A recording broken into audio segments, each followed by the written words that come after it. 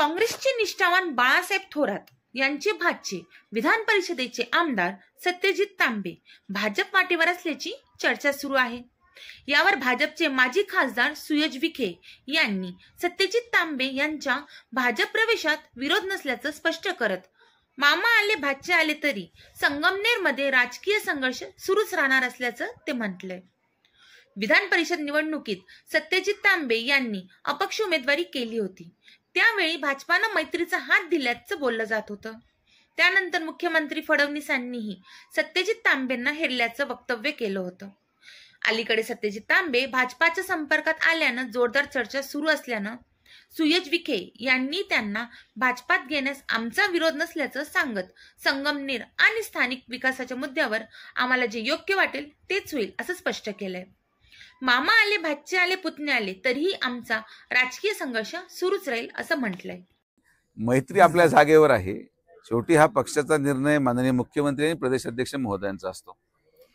त्यांनी तो निर्णय घेतल्यावर सगळ्या निर्णयाला बरोबर आता आम्ही देखील भारतीय जनता पार्टीमध्ये आलो।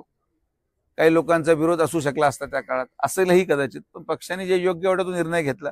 आता आम्ही जेव्हा पक्षात नवीन स्वीकारला गेलो असू तेव्हा एखादा व्यक्ती नवीन याला विरोध मी करणं हे संयुक्त दिसत नाही। जे काही होईल ते कालांतराने आपल्याला पाहायला मिळेल। मात्र मी एक गोष्ट आवर्जून सांगतो की जेव्हा जेव्हा मतदारसंघामध्ये आणि संगमनेर तालुक्याच्या जनतेच्या प्रश्नाचा विषय येईल, काही ठराविक राजकारण आमच्या स्थानिक पातळीवर होत राहतं।